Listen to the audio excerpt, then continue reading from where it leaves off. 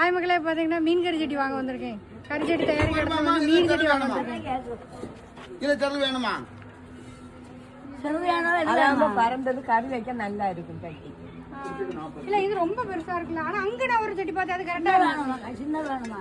கொஞ்சம் சின்னதா வேணும், கொஞ்சம் சிறுதா தாங்களா. இது எத்தனை வருது, எவ்வளவு? இது ஓகே, இது போயிருமா? எவ்வளவு வருது?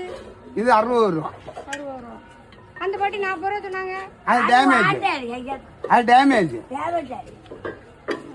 ஆமா, அது வேணா தரலாம். கொஞ்சம் பெருசா அப்படி.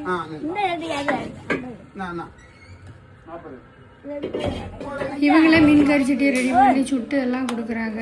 நம்மளோட பாரம்பரியமான மீன் கறி வந்து எல்லாம் நம்ம வந்து இந்த மண்பானை சட்டியில் வச்சு சமைக்கிறதுல எல்லாமே அதில் சாப்பிட்டா தான் நமக்கு டேஸ்ட்டாக இருக்கும். ஒரு வழி என்ன அதெல்லாம் மீன் கறி சட்டி வாங்கியாச்சு. அவங்களே வந்து ரெடி பண்ணி அங்கேயே சுட்டு சட்டி ரெடி பண்ணி கொடுக்காங்க. இடையில எங்கன்னா சுங்காங்கோட பக்கத்தில் குயின்ஸ் காலேஜ் இருக்குது தெரியுமா, அந்த ரூட்லேயே இருக்கு.